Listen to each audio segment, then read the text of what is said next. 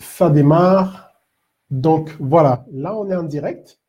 Donc bonsoir à tous, bonsoir à toutes et à tous. Donc nous voici pour ce direct, d'accord, pour ce Facebook Live numéro 9, je crois, d'accord, dans lequel j'ai la chance et j'ai l'honneur ce soir d'avoir à nos côtés, nous avons l'honneur d'avoir à nos côtés Guylaine Boschman qui va vous raconter justement son parcours concernant un challenge qu'elle a eu, comme vous l'avez bien compris, au niveau de la santé physique. D'accord? Pourquoi je vous parle de ceci? Eh bien, tout simplement parce que lorsqu'on veut réaliser des choses dans la vie, lorsqu'on veut réaliser nos objectifs de vie, nos rêves, nos ambitions, nos projets, on doit à un moment donné expressément prendre en compte, en fait, la qualité de notre vie, mais aussi la qualité de notre vie au niveau de la santé physique, d'accord? Guylaine, c'est d'abord et avant tout une battante, un entrepreneur, d'accord, une ambitieuse, une femme d'affaires. Et c'est quelqu'un qui a 10 projets dans sa tête. Elle a 10 cases ouvertes avec 10 projets dans sa tête. Et son seul but, son seul objectif, c'est de les mettre à terme. Et si vous voulez, aujourd'hui, Guylaine est une autre version d'elle-même, une meilleure version d'elle-même, parce que auparavant, dans cet état d'esprit, si vous voulez, elle avait mis en place des choses par rapport à des domaines qui la passionnaient. C'était la salsa, donc auparavant, elle dirigeait donc des associations de salsa au Canada. Et à un moment donné, elle s'est retrouvée dans le syndrome du burn-out par rapport à tout cela. Et elle a dû faire face à des challenges, on va dire, de maladies, on va dire, corporelles. Et donc, ce cancer a un peu freiné sa route, a un peu freiné son parcours par rapport aux objectifs qu'elle s'était fixés. Et à l'heure d'aujourd'hui, elle a vraiment, mais haut la main, surmonté ce cancer. Et elle va vous partager donc quel état d'esprit elle a eu lorsqu'elle a fait cette traversée un peu du désert, d'accord, par rapport à sa santé physique et comment elle a vécu cela. Donc, je vous propose de l'accueillir ce soir parmi nous. Bonsoir, Guylaine. Bonsoir, Maurice. Merci beaucoup de m'avoir invité à ton émission. Avec grand plaisir. Je suis vraiment ravi de t'avoir ce soir parmi nous parce que tu as eu quand même une expérience, on va dire, au niveau de la santé physique, une expérience qui t'a permis de prendre du recul à l'heure d'aujourd'hui, de toujours rester donc dans cette belle énergie de femme d'affaires, mais tu tiens compte à l'heure d'aujourd'hui de certaines choses qui te semblent vraiment essentielles pour toi et qui te semblent essentielles aussi pour pouvoir démarrer un bon business, pour pouvoir démarrer une activité, parce que tu es d'abord et avant tout un entrepreneur. Donc, est-ce que tu peux te présenter à ce niveau-là, nous dire qui tu es, Guylaine, parce que moi, je te connais, mais mon audience ne te connaît pas. Donc, est-ce que tu peux leur partager déjà, te présenter en partageant qui tu es, et ensuite, on parlera de ce challenge et comment il est venu, ce challenge. Merci. Alors, bonsoir à vous tous. Oui, je regarde la caméra. Alors, oui, en fait, mon québécoise et mon parcours a été un parcours assez sinueux. Et aujourd'hui, bon, je suis une entrepreneur, je suis une créatrice, je suis une artiste dans l'âme. Et dans ce parcours-là, eh bien, tout ce que j'ai vécu m'a permis à être ce que je suis aujourd'hui nécessairement. Et je remercie la vie d'avoir passé au travers de toutes ces étapes-là, parce que ce sont des étapes, ce sont des expériences de vie qui nous renforcent, qui nous fait grandir, qui nous fait évoluer nécessairement. Et aujourd'hui, eh bien, je peux venir en aide à énormément de gens par mon expérience. Et j'ai toujours dit qu'à la base, c'est pas les connaissances, c'est pas les diplômes qui font la personne, mais c'est l'expérience qui fait qui nous sommes. Alors, oui, j'ai quelques diplômes, mais cependant, c'est pas les diplômes qui fait qui je suis, c'est tout ce que j'ai passé au travers et ce que j'ai su surmonter, surtout, parce que c'est beau tomber, mais si on reste tombé puis on devient victime de qui nous sommes, eh bien, c'est pas très joli. Se relever et de savoir comment se relever Et c'est ça la force de la vie, la force des gens. Donc, aussitôt qu'ils ont des échecs, il faut savoir comment se remonter de ces échecs-là. Échec, c'est pas vraiment un mot que j'aime. C'est un mot français qui vient du dictionnaire, qu'on a appris à dire. Hein? C'est plutôt des expériences qui nous permettent de nous améliorer. Et chaque expérience qui nous permet de nous améliorer, ben, c'est un pas de plus vers le bonheur, vers la chance que nous avons d'être en santé et d'être justement sur cette terre et vivre ce que nous vivons. Et bien souvent, on n'a pas cette conscience-là d'apprécier ce qu'on vit dans le moment présent. Et quand on passe au travers d'une expérience difficile qui est la maladie, on s'aperçoit par la suite, quand on a terminé, c'est là où on s'aperçoit qu'on est sur un fil très, très mince. Et si on joue avec ce fil-là, il peut soit prendre de l'expansion et s'affiner, ou soit se casser, se briser. Alors, c'est ce qui est arrivé dans ma vie. Il s'est brisé. Et là, il fallait reconstruire. Alors, je remercie tout ça. Nécessairement, j'attends tes questions, Maurice, pour la suite. Oui. Cependant, aujourd'hui, je suis un entrepreneur. J'adore ce que je fais. En fait, ça fait très longtemps que je suis entrepreneur. J'ai toujours eu l'âme de l'entrepreneur, l'âme de la créativité, l'âme de l'artiste qui est en moi, qui cherche à s'épanouir au travers de ses œuvres de la vie. Je suis pas une artiste peintre, je suis une autre forme d'artiste. Et aujourd'hui, bien, j'ai mes entreprises. En fait, le Québec en direct est une télévision web qui est sur le développement personnel, parce que les expériences dont j'ai vécues m'ont amené à vouloir transmettre. Je suis une enseignante de métier, donc je veux transmettre la matière, je veux transmettre ma passion, je veux transmettre les messages. Et je suis présidente de l'Académie Makers de rêve, qui est une école. En fait, l'enseignante en moi devait aller vers la transmission de matière, de formation, de connaissances. Eh bien, je travaille en financement participatif. Alors, voilà qui je suis réellement. Waouh, ça fait beaucoup de projets. Hein. Comme je vous expliquais, voilà, c'est d'abord un entrepreneur, une entrepreneur, hein, une femme d'affaires qui entreprend beaucoup de choses, qui entreprend pas mal de choses. Et c'est pour ça que quand on est dans cet état d'esprit, on a besoin, à un moment donné, de prendre en compte sa santé.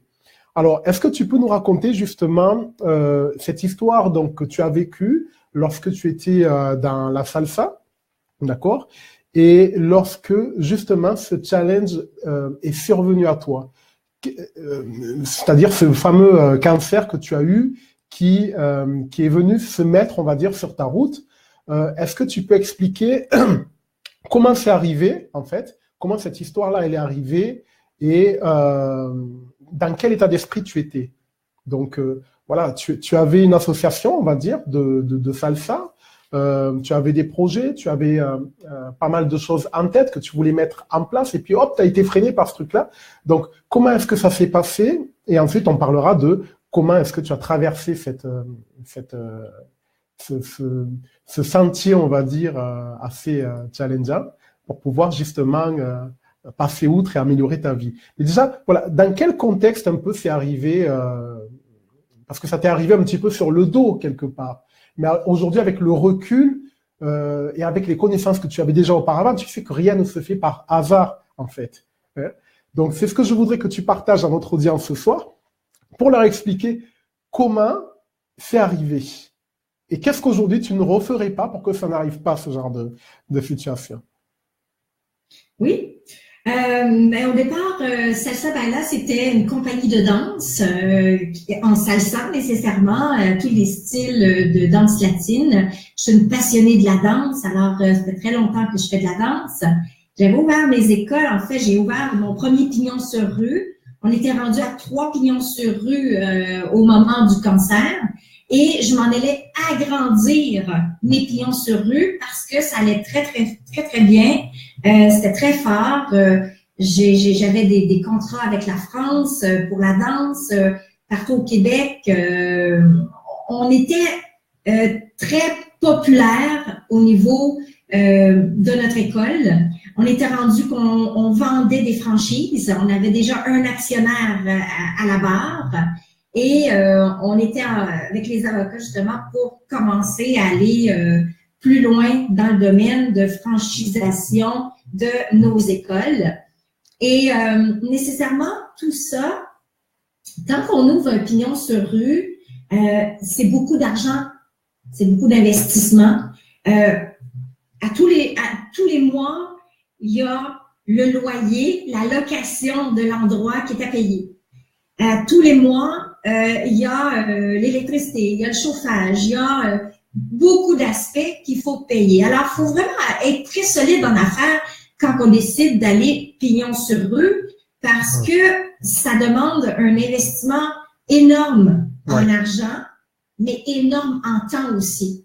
Parce que si on n'a pas de clients à la base, il faut faire notre publicité, il faut aller chercher cette clientèle-là. Donc, nécessairement, nous, on utilisait beaucoup les journaux, on a tout ce qui était les aspects de réseautage, donc chambre de commerce et tout ça. Donc, c'est toujours investir pour pouvoir réussir à amener beaucoup d'élèves en place. Et ça fonctionnerait très bien. On était ouvert 7 jours sur 7. On débutait à 8 heures le matin, on terminait à 23 heures le soir, à tous les jours. Par contre, l'erreur que je ne ferai pas, que je ne ferai plus, c'est d'être seule dans une entreprise de ce genre-là. D'accord. Parce que j'ai beaucoup, comme tu l'as dit, je suis très ambitieuse. Ouais. Et le fait d'être ambitieux dans la vie, créatrice comme je suis, artistique et tout, moi j'ai une vision. Quand on est un entrepreneur, on a une vision. On voit à long terme, on voit loin. Et j'ai toujours dit, les gens ont toujours dit, Glenn, t'es rêveuse. T'es juste une rêveuse. Mais j'aurais toujours dit. Pardon, Guylaine, mais je te coupe 30 secondes pour leur dire, voilà, écoutez bien ce qu'elle va dire parce que là, ce qu'elle va dire, je sais ce qu'elle va dire et ça va être vraiment important pour vous. Et inspirez-vous de l'état d'esprit qu'elle a eu à ce moment-là. Donc, écoutez ce que l'entourage lui disait, d'accord, par rapport à sa vision. Et comprenez bien qu'elle assume aujourd'hui le fait de dire, parce que chez nous en France, on a encore un petit peu, si tu veux, de mal avec ça. Je ne sais pas si c'est pareil chez vous au Canada, Guylaine, mais on a du mal à associer le fait qu'on peut être créateur ou créatrice, en fait, comme un artiste, et être à côté entrepreneur. Et toi, tu assumes très bien ces deux rôles. Et donc, tu as ce challenge à assumer, mais tu as aussi l'entourage à assumer. Donc, c'est bien d'en parler, justement. Retenez bien ce qu'elle va vous dire parce que ça va être vraiment important et inspirez-vous justement de ce qu'elle va partager pour vous et de l'état d'esprit donc qu'elle a eu à ce moment-là, même si elle avait un environnement défavorable. Vas-y, Guylaine, je te laisse prendre la suite. Alors, les gens autour de moi ont toujours dit depuis que j'étais un enfant, mais je suis toujours un enfant. Ils ont toujours dit que j'étais rêveuse. Et puis, mais pourtant, dans toutes mes expériences, j'ai toujours réalisé tout ce que je désirais. De quelle façon je le faisais, je ne me souviens pas. Mais je sais que j'avais le tempérament d'un enfant téflon. Alors, ce que les autres en pensaient, je m'en foutais. J'ai toujours été la rebelle dans ma famille. J'ai toujours été une rebelle. Et je suis encore rebelle. Et j'ai mes convictions que je peux réussir et que je suis en mesure, j'ai le potentiel nécessaire pour réussir. Cependant, on a beaucoup de gens qui nous entourent, puis il y a toutes sortes de sons qui arrivent, des bruits infernales, bien souvent. Alors, c'est important qu'on puisse se fermer les oreilles, se fermer les yeux par rapport à tous ces gens-là. Et à cette époque-là, bien, ma compagnie grandissait énormément, grandissait très rapidement parce qu'on avait ouvert pignon sur rue. Ça faisait déjà depuis 2005 que l'école existait. Mais en 2008, j'avais pris la décision d'être pignon sur rue, d'investir des grosses sommes d'argent, malgré que investir des grosses sommes d'argent, vous êtes bien assis, là. J'ai investi dans ma business au départ 0. 0 $. Je ne sais pas de quelle façon que l'univers a produit tout ce qui m'a entouré parce que j'ai réussi à avoir mon pignon sur rue à 2500 $ par mois à payer. J'avais tout l'aménagement à faire, acheter le plancher, les murs à refaire, la peinture, le décor, acheter les meubles, le mobilier, l'équipement et tout. Et on avait un petit peu d'élèves, mais avec un montant de 2500 $ par mois à rencontrer, ben là-dessus, il fallait que je fasse plus de publicité. Dans la première année, j'avais dépensé 20 000 $ en publicité, juste dans la première année, pour aller chercher des élèves. Alors, juste la première année, on a fait un chiffre d'affaires de 100 000 $, juste la première année, avec un pignon sur rue. Alors, voyez-vous, quand on est convaincu que ça peut fonctionner et qu'on croit en notre potentiel et en nous-mêmes, ça fonctionne. Alors, je pense que tu avais quelque chose à rajouter. Oui. C'est intéressant de voir qu'effectivement, tu as fait tout ça, on va dire, et tu as obtenu ce chiffre d'affaires de 100 000 € en démarrant de rien, en démarrant de 0 aussi. Voilà. Donc, voilà. On va parler ensuite du challenge, justement, puisque certaines personnes sont là pour ça, pour être inspirées par rapport à ce challenge au niveau de la santé physique. Mais ça aussi, c'est quand même bien de le souligner pour bien comprendre dans quel cadre et dans quel contexte c'est arrivé aussi. Parce que ça, c'est important. Et comment tu t'en es sorti après, plus tard, on va y venir pour expliquer comment tu as réussi non seulement à passer outre ce challenge, on va dire professionnel, mais aussi physique. Parce que ce qu'il y avait, c'est qu'il faut comprendre, il faut toujours comprendre le contexte dans lequel on vit, pour savoir pourquoi qu'on a vécu la maladie en tant que telle. Et au départ, moi, en créant cette business-là, pignon sur rue, ensuite, de part et d'autre, dans la 2e année de l'existence de l'école, vous savez, hein, je suis une créative, je suis une artiste dans l'âme.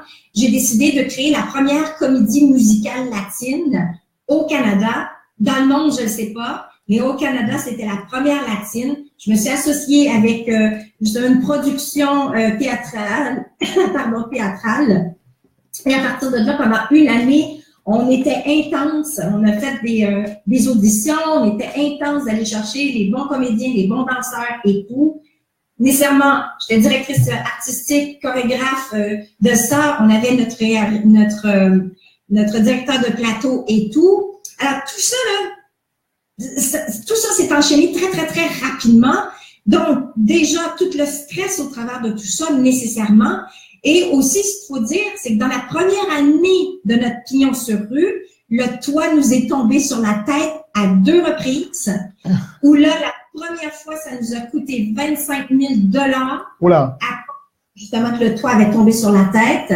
Et là, ça occasionnait que plus d'élèves dans la place parce qu'on avait 2 semaines à faire les réparations et tout ça. Nécessairement, les assurances ont payé. Oui. Cependant, la 2e fois, les assurances n'ont pas payé, n'ont rien couvert. Alors, on était en perte de revenus énorme et on a dû aller en poursuite contre le propriétaire de l'immeuble à ce moment-là. Mais juste la première année, malgré ces 2 incidents-là, on avait fait 100 000. Wow! Pas mal. Donc, vous voyez, tout ça amène un stress énorme. Et pour ma part, c'est la première fois que j'étais pignon sur rue, entrepreneur pignon sur rue et tout ça. Et ça occasionne énormément d'argent à dépenser. Avant de faire de l'argent, il faut la dépenser. Et de ce fait, de fil en aiguille, veut pas, ça nous rattrape. Le stress nous rattrape. Nécessairement, dans ma famille aussi, il y a eu des difficultés familiales, dans le sens que mon frère est décédé. Mon frère était schizophrène et il s'est suicidé. Donc, dans la maison de mes parents. Donc, c'était une épreuve très, très, très difficile. Je m'en suis voulu, j'ai eu des regrets, j'ai passé au travers de ressentiments face à ces choses-là. Alors, tout ça, problèmes familiaux, le stress dans la business et tout ça, d'être toujours au top. Et je suis une fille qui a toujours voulu être au top de tout. Moi, je suis au sommet, toujours au sommet.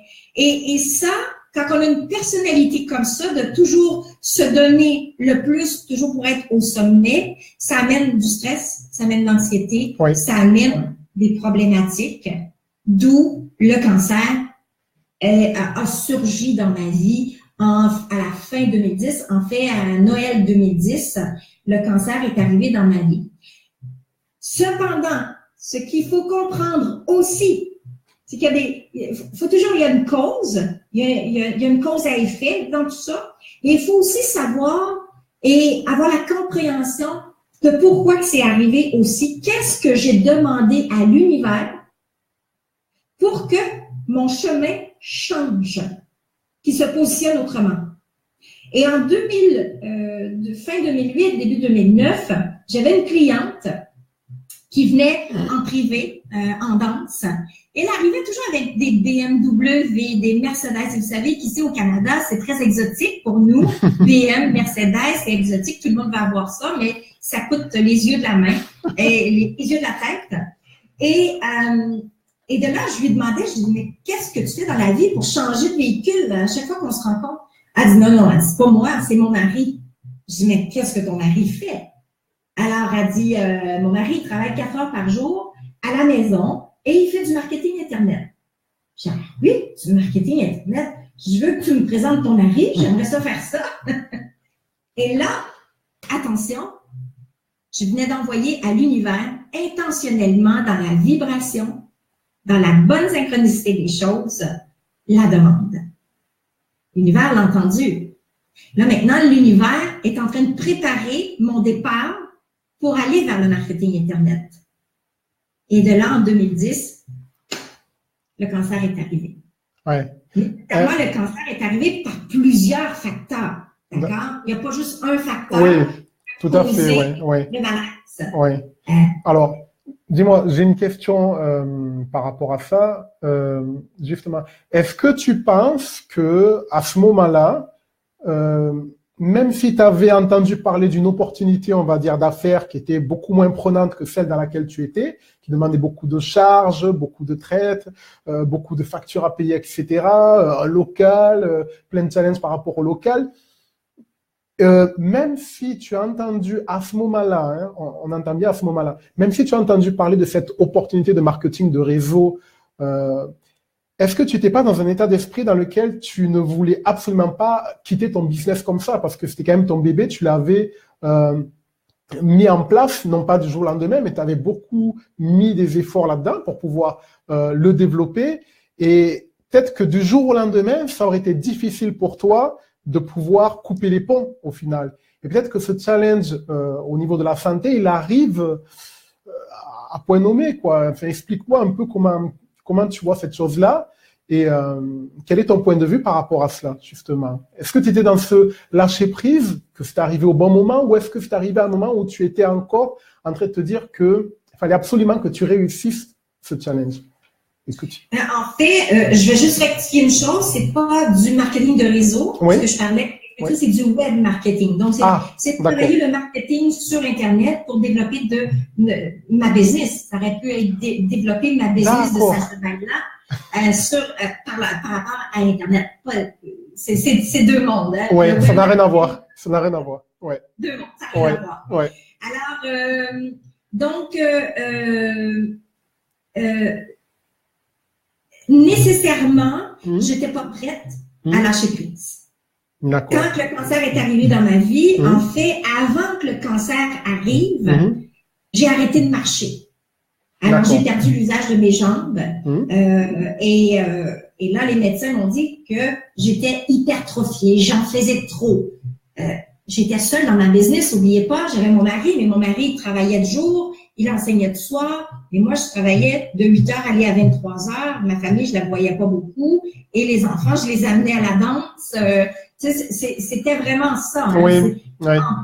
En plus de ça, je prenais des formations en danse pour élever mon potentiel au niveau de la danse, pour enseigner encore plus un autre niveau. Donc, je n'arrêtais pas. C'est ce qu'on appelle une workaholic. Donc, j'étais une addict du travail. Ouais. Mais pourquoi on devient addict du travail? C'est parce qu'il y a des choses dans la vie qu'on n'a pas réglées et qu'on cherche à oublier. Ouais. Alors, je cherchais à m'oublier au travers du travail nécessairement. Et c'est pas parce que j'étais pas heureuse en amour. J'ai un mari qui m'aime, j'avais des enfants. J'étais rendue grand-maman aussi d'un petit garçon qui avait 1 mois. J'avais tout dans la vie. Une maison, 2 voitures. J'avais tout dans la vie pour être heureuse. Matière, amour, tout était là. Cependant, je ne vivais pas le bonheur. Je n'avais pas atteint le bonheur. Et on court après le bonheur, hein? C'est ce qu'on recherche dans notre vie, on court après. Et tout ça fait que quand le cancer est arrivé, moi, j'étais en train d'agrandir mon studio de danse. On était en train de faire des plans pour voir est-ce qu'on continue à cet endroit-là ou on change de local pour avoir un local plus grand. Et là, je me souviens, j'étais sur mon lit d'hôpital et puis pour moi, c'était une petite bagatelle. Là, hein. J'étais en vacances dans le temps des fêtes chez mes parents dans le nord du Québec, en Abitibi. Et à partir de ce moment-là, quand c'est arrivé, c'était au 25 décembre, c'était une atrocité, je n'en pouvais plus. Cependant, à partir du 6 décembre, j'avais déjà des malaises, des mal, mais je le disais pas, je le gardais pour moi, c'était des douleurs très atroces, je dormais plus la nuit, je me mettais des ice packs, j'allais danser avec des ice packs sur ma bédaine parce que c'était un cancer qui était logé au niveau de l'intestin grêle. Et j'allais danser, on faisait du cardio latino, de l'aérosalsa, on faisait de la danse de couple, de la danse privée, et je me strappais. Tu sais, je sais pas. Je vous avais dit, elle s'arrête pas. Hein. C'est une pile. Alors, moi, j'étais enveloppée, là, puis je gardais les ice packs sur ma bédaine parce que ça faisait trop mal. Là, j'allais danser, j'étais dure à mon corps. Je vous dis pas d'être comme ça. Au contraire, c'est vraiment pas être comme ça. Alors, c'est toutes les mauvaises choses que je pouvais me donner à moi parce que je m'aimais pas. Alors, et c'était la compétition toujours d'être au top. Alors, je ne pouvais pas arrêter. Pardon de te couper, mais c'est intéressant ce que tu dis parce que tu viens de dire « je ne m'aimais pas ». Voilà, tu viens de dire quelque chose qui est quand même assez profond. Tu as dit une phrase importante, « je ne m'aimais pas ». Est-ce que tu peux développer cette perception, on va dire, que tu as avec aujourd'hui beaucoup de recul de cette réalité? Et qu'est-ce que tu entends par là lorsque tu dis « je ne m'aimais pas » pour les gens qui nous écoutent et qui peut-être vivent ou ont des personnes autour d'eux ou autour d'elles qui vivent ce genre de challenge et qui n'ont pas cette notion fondamentale que tu as aujourd'hui de dire « je ne m'aimais pas », tu sais, de comprendre ce que ça veut dire. Ben, en fait, ne pas s'aimer, c'est de ne pas accepter qui nous sommes. Alors, quand je me voyais dans le miroir, je me trouvais laide, j'aimais pas mon corps, je trouvais toutes sortes de défauts. Ensuite de ça, au niveau de ma personnalité, je ne voyais pas qui j'étais intérieurement, qui je dégageais extérieurement. Malgré que tous les gens étaient là et me disaient toutes sortes de belles choses, moi, de mon côté, je me dégradais continuellement. J'avais une très basse estime de moi-même, j'avais peu confiance en moi, malgré ce que je pouvais démontrer à l'extérieur. Oui, parce le que... paraître était très important. On est dans la danse. La danse, dites-vous une chose, quand on s'en va vers la danse, en quelque sorte, c'est qu'on va être dans le paraître. C'est les brillants, c'est le gros maquillage, c'est la grande chevelure, c'est d'être sexy, c'est d'être dans la compétition toujours pour être au top de tout, d'être mieux que les autres danseurs, d'être mieux que les autres écoles. C'était ça. Et ça devient essoufflant. Hein? Oui. Ça devient très essoufflant. Oui. Et puis, tout ça fait en sorte que tu t'aimes pas. Tu t'aimes pas, tu te donnes. En plus, et mes élèves étaient là. Je me bourrais vous savez, de boissons énergisantes, là, parce que j'en faisais tellement que mon corps était fatigué, mais je continuais à y aller. Allez, vas-y. Ah, oui. Alors, je pouvais boire 2, 3 et 4 fois de boissons énergisantes à tous les jours pour me permettre de continuer d'être au top des tops parce que je pensais que l'extérieur me demandait d'être toujours au top. C'est intéressant ce que tu dis. Et moi, je voulais offrir ce qu'il y avait de mieux pour eux. Oui. Mais là, je leur donnais ce qu'il y avait de mieux pour eux. mais je me donnais ce qu'il y avait de pire pour moi. Ouais. Et tout ça, quand que j'en pense à ça, puis je me dis, ça n'a aucun sens de m'avoir donné autant de mal à mon corps, de mal à ma peau, de mal à mon cœur, à mon âme, de me faire souffrir autant pour si peu. Parce que finalement, je ne l'ai même pas. J'ai tout perdu, moi, à la suite de tout ça. Là, j'ai rien gardé. Ouais. Alors, m'avoir donné autant de mal pour finalement rien garder en retour, c'est fou, là. Et puis, ce que tu es en train de dire, c'est que tu donnais beaucoup aux autres. On a été éduqués en France, dans une société judéo-chrétienne. Il y a un mot, en fait, que l'on brandit comme une bannière et qui s'appelle la charité.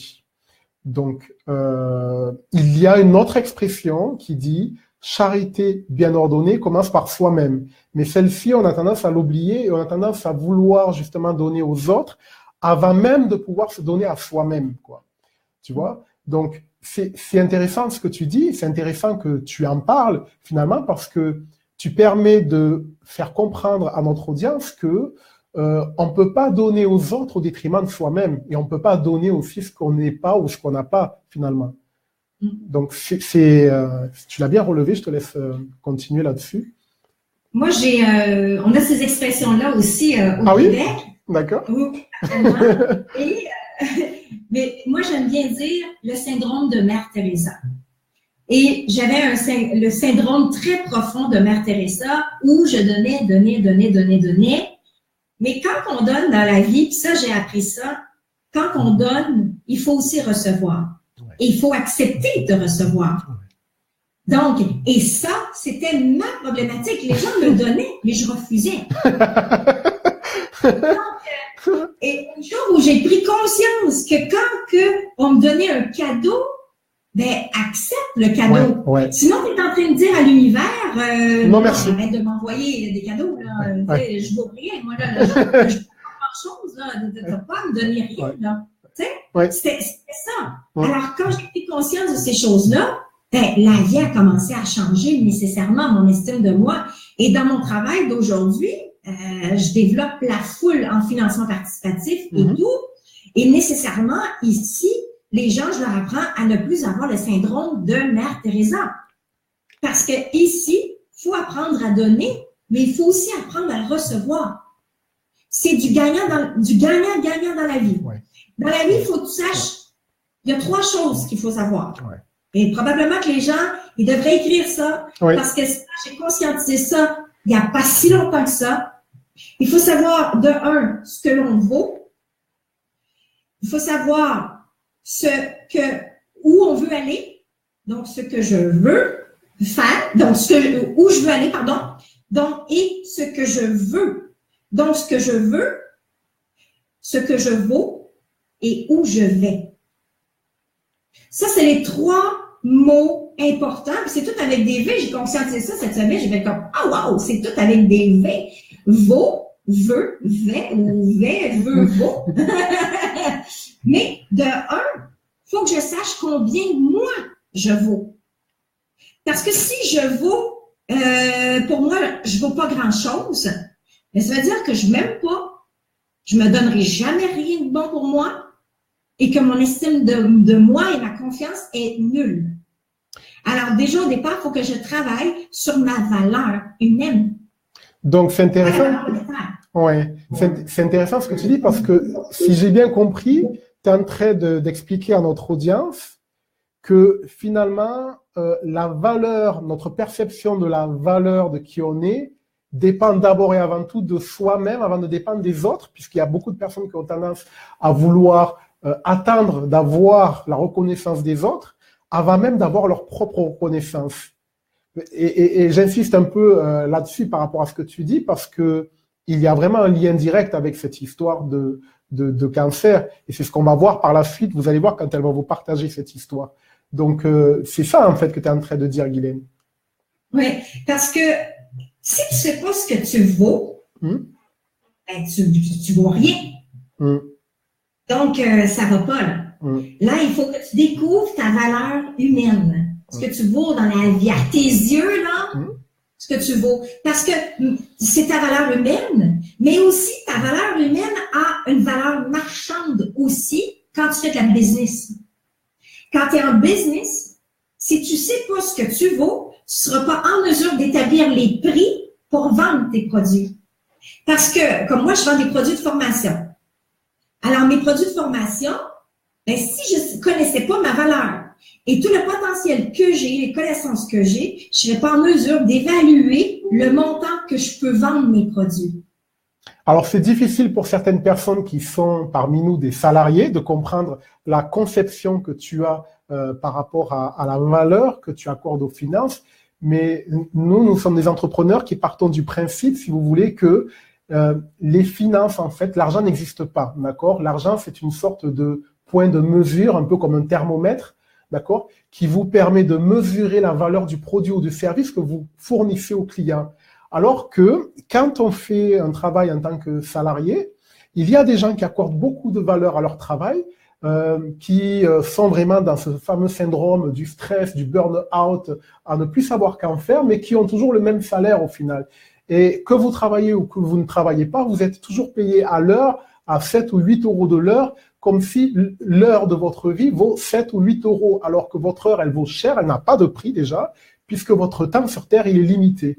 Donc, c'est pour ça que Guylaine, à l'heure d'aujourd'hui, ce soir, elle vous fait cette petite parenthèse sur la valeur monétaire, parce qu'elle est intrinsèquement liée à votre valeur personnelle. C'est bien ça, hein, Guylaine? Oui, totalement, totalement. Ensuite, l'autre point qui est très important, c'est ce que je veux. Moi, je travaille beaucoup avec la loi de l'attraction. Je fais du direct sur Facebook à toutes les semaines avec la loi de l'attraction pour aider les gens justement à s'imprégner de cette énergie, de cette façon de faire qu'on a toujours. On est inconscient, on le fait. Mais là, il faut l'amener dans la conscience. Et moi, de plus en plus, je travaille dans la conscience d'appliquer la loi de l'attraction. Et ce que je veux, c'est pas nécessairement de la matière. Ce que je veux dans la vie, c'est de m'épanouir. Et c'est où je veux m'épanouir. Alors, c'est là où on doit découvrir notre essence. Et je fais de la numérologie, je tire aux cartes, toutes ces choses-là pour moi-même, puis mes amis et tout ça, parce que ça me plaît bien. Puis aussi, vu qu'on est des êtres humains, on est tous mathématiques intérieurement, tout est chiffré. Alors, ça va de soi. Et quand on sait ce qu'on veut dans la vie, on est convaincu et il n'y a pas personne qui va nous changer de trajet. Et ça, c'est super important parce que quand on se met à écouter les autres, ben c'est là où on a beaucoup de difficultés dans la vie, des obstacles, on a des défis et parce qu'on n'a pas écouté son intuition, son cœur, son âme, on n'a pas suivi sa voie à soi. Alors, ça, c'est super important, ce que je veux. Alors, ce que je vaux, ce que je veux, puis maintenant, où je vais. Où je vais. Faut que j'aie une vision. Si j'ai pas de vision, si je suis arrivée à mon nez et je vois pas rien en avant, c'est comme conduire une voiture. Si on regarde pas au loin, on va rentrer dans le champ, on va faire un accident. La vision doit être élargie, on doit voir au loin, voir ce qui s'en vient. C'est ce qui nous permet justement de vivre notre moment présent pour créer notre futur. Alors moi, de ce fait-ci, en conscientisant justement ces trois mots-là, ce que je veux, ce que je vais, ce que je vaux, ce que je veux et ce que je vais, me permet d'être sur la bonne voie dans ma vie et d'avoir, je peux pas dire atteindre le bonheur, mais d'être heureuse. Parce que le bonheur, il y a encore des vides dans moi, que je le sens, parce que je crois que le bonheur s'atteint sur une vie. Et peut-être même pas sur une vie, peut-être d'autres vies après. Et puis que là, on va continuer notre chemin à trouver le bonheur. Mais je pense que c'est sur une vie où nécessairement on peut aller chercher et combler tous les vides intérieurs que l'être humain a en lui. D'accord. Donc, c'est une sorte un peu, si je peux exprimer comme ça, hein, c'est une sorte de discipline, une sorte de chemin de vie, donc c'est pas une étape, on va dire une destination à atteindre, un but à atteindre, et puis c'est bon, je l'ai atteint, et puis on passe à autre chose. C'est vraiment, ça se vit le bonheur dans une continuité finalement. C'est une quête. D'accord. On est dans une quête. Le bonheur, pour moi, c'est toujours mon point de vue à moi. Hein. Les gens peuvent avoir, parce que moi, c'est mes expériences à moi, ça m'appartient. Alors, pour ma part, c'est la quête d'une vie, atteindre le bonheur, parce que on est ici sur la Terre pour vivre des expériences. Alors, si j'arrête de vivre les expériences parce que là, je suis dans le bonheur, tu sais, c'est comme si je vous disais, je suis la lampe, je suis le génie dans la lampe d'Aladin, puis je vous demande justement ce que vous aimeriez, ce qui vous rendrait heureux, où vous atteigneriez le bonheur. Eh bien, que vous me dites que moi, j'aimerais être sur une île et toujours à la chaleur, avoir toutes les filles du monde ou tous les hommes du monde, dépendamment de qui vous êtes et tout ça, et que ça serait d'atteindre le bonheur. Mais si je vous mets sur cette île-là, oui, dans les premières semaines, ça va être super, il fait beau, il fait chaud, c'est l'abondance, j'ai tout l'argent, et que là, quelques semaines après, c'est encore comme ça. Au bout d'un an, OK, c'est le fun, mais là, ça commence à être, commence à avoir d'autres choses. Là. Ouais. Ça commence à être ennuyant parce que c'est toujours la même chose qui se produit. Alors, moi, je pense sincèrement que le bonheur va être sur une durée d'une vie parce que il faut que je vive des expériences pour me faire grandir, pour me faire évoluer, puis ça me permet ça, justement, de voir toutes les beautés et les bontés de la vie, nécessairement. Alors et c'est quand on est dans le bas qu'on peut remonter, et c'est là où on voit toutes les bontés, les beautés de la vie. Mais encore là, on les voit, puis à un moment donné, pouf, on tombe dans l'inconscience encore, on tombe dans le fer, puis là, on revient, puis là, non, encore, faut lâcher prise encore, faut encore retravailler sur soi-même. Oui, je vois ce que tu veux dire. C'est continu. C'est le cycle. Oui. Quand le challenge, on va dire, du cancer est arrivé, comment est-ce que tu as surmonté ça? Et avant même de parler de ce parcours, tu as vécu des choses qui t'ont amené là. Est-ce que tu peux donner 3 conseils à notre public sur les 3 erreurs à éviter pour en arriver là, pour arriver dans ce tunnel, on va dire, qui peut être plus ou moins long?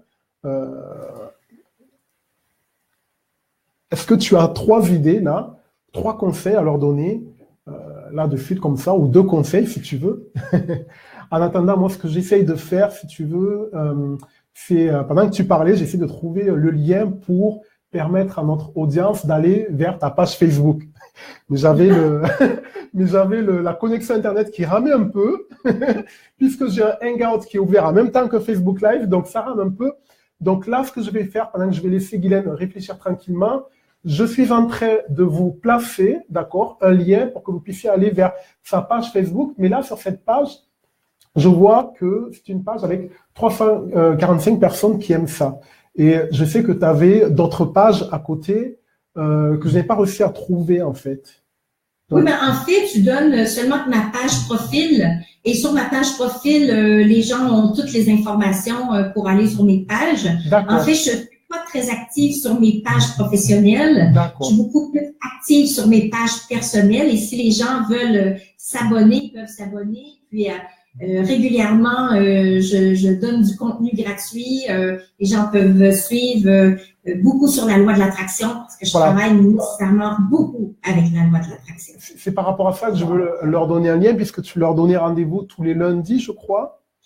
Oui, à tous les lundis. À quelle heure? En fait, l'heure du Québec, c'est à 21h, heure du Québec. Heure du Québec, alors, mais c'est en rediffusion, donc avec les lives Facebook maintenant, ils peuvent tout voir. Parce que de toute manière, il y a un décalage. Sachez qu'il y a un décalage horaire entre nous et Outre-Atlantique de 6 heures. Donc, vous faites le calcul par rapport à 21h. Ouais. C'est 3 heures du matin. Donc, pour les plus courageux, à bon entendeur ou à bonne entendeuse, voilà. Et pour les autres... Cette semaine, dans mon Facebook Live, j'avais un Français qui était là à 3 heures du matin il était présent. Ah ouais? Il était, à côté de Bordeaux, à ma mémoire. D'accord. Je ne me souviens plus exactement de où, mais il était à côté de Bordeaux. Alors, je vais wow! Ah ouais? C'est énorme. Alors, peut-être que lui, il travaille de nuit, peut-être. Peut-être. Alors, attends. Alors, au niveau des conseils, écoute, il y a pas nécessairement de conseils à donner aux gens, dans le sens que chaque personne, c'est son expérience qu'ils ont à vivre. Alors, c'est de vivre du mieux qu'ils peuvent leur expérience, mais le conseil que j'ai à leur donner, c'est de travailler sur la conscience. Parce que quand on n'est pas conscient de ce que l'on vit, c'est là où il y a des travers qui se mettent sur notre route. Et parce qu'on est conscient qu'il n'y a pas de travers, au contraire. Il y en aura toujours parce qu'on est là pour se dépasser, je pense. On est là pour évoluer, pour vivre l'expérience. Et c'est ce qui nous permet justement d'apprécier la vie après ces expériences. Parce que l'expérience qui est difficile, une fois que tu as passé au travers, c'est comme « Wow, merci la vie! » C'est comme « Wow, j'ai passé au travers! » Puis là, les cadeaux, les récompenses arrivent. Mais alors, permets-moi de te couper. Justement, Guylaine, justement par rapport à ce que tu es en train de nous dire, il y a peut-être des personnes qui pensent que le cancer est une fatalité. Tu vois? Il y a des personnes qui pensent que ils vont pas s'en sortir indemnes de cette histoire, de ce challenge, et que ils sont, on va dire, au départ du tunnel, et que le bout du tunnel, en fait, c'est la fatalité. Et toi, tu t'en es justement sorti par rapport à cela. Et tu as eu un état d'esprit qui t'a permis de voir les choses autrement. Est-ce que tu peux nous partager cet état d'esprit, justement? Oui. En fait, cette période-là, au moment, je ne sais pas si vous avez cette publicité-là en France. Oui, dis-moi. Au Québec, on avait la publicité à l'époque, ça fait très longtemps qu'elle n'a pas passé, que quand quelqu'un apprenait qu'il avait le cancer, eh bien, tout devenait au ralenti, puis c'est comme si on était propulsé vers l'arrière. Puis là, on est là, puis on s'en va vers l'arrière et tout, parce qu'on ne veut pas recevoir la nouvelle. La nouvelle, elle est dure à apprendre. Et c'est exactement ça qui s'est passé quand le médecin m'a annoncé que j'avais un cancer. Et très important dans le langage. Le langage des gens est super important. Moi, je vois beaucoup de gens qui ont le cancer, je vois ça passer sur Facebook et tout ça, et qui sont constamment en train de dire « mon cancer » ou « son cancer ». Non. Ça ne t'appartient pas, puis tu ne veux pas qu'il t'appartienne. Ça, c'est quelque chose qui est noir et tu ne veux pas l'avoir. Alors, tout de suite, en t'appropriant ça, ne demande-toi pas pourquoi que ça va être long et pénible, parce que tant et aussi longtemps que tu ne changeras pas ta façon de penser, ta façon de dire les choses, bien, la maladie va continuer à faire son ravage à l'intérieur de toi, parce qu'elle est là pour te faire vivre l'expérience. Elle est là pour que tu apprennes quelque chose de toi. Parce que la vie, avant que le cancer est arrivé, souviens-toi de toutes les étapes de ta vie. Est-ce que tu étais heureuse? Est-ce que tu étais heureux? Est-ce que, toutes tes phases de ta vie, tes cycles de vie, dans tout ça, est-ce que sincèrement, là, en intégrité totale avec toi-même, tu étais accompli? Ça, il faut se poser cette question-là. Et là, au moment où moi, j'ai eu le cancer, eh bien, oui, je voulais pas l'avoir, la nouvelle. J'ai été sous le choc. Ça donne un choc. C'est la première des choses du deuil. Le deuil, cette étape du deuil. Le premier deuil, c'est le choc. D'accord. Alors, et mes parents, parce que bon, j'étais à ce moment-là dans une région éloignée. On était par la période du temps des fêtes. Mon mari devait retourner à son travail, donc il n'était plus avec moi, mais à mon côté, mon fils non plus. Alors, c'était que mes parents et tout. Alors, je me sentais seule dans une région éloignée. J'étais sur la morphine et tout ça. Donc, c'était un contexte. J'étais 21 jours à l'hôpital, hospitalisée à l'hôpital. Pendant une semaine et demie, je ne savais pas exactement ce que j'avais. Ils faisaient toutes sortes de tests sur moi et tout. On me gavait, je pouvais même plus manger. J'avais les tuyaux qui sortaient par le nez, qui rentraient par la bouche, puis qui sortaient un machin chouette noir. Je vous rassure, pardon de te couper, Guylaine, mais je vous rassure, elle va très bien aujourd'hui. Voilà. Tout ça, c'est du passé, d'accord? Elle est passée outre et c'est pour ça que je me permets de vous en parler. Elle va très bien. Oh oui, ça va très, très, très bien. Très, très bien. Et tout ça,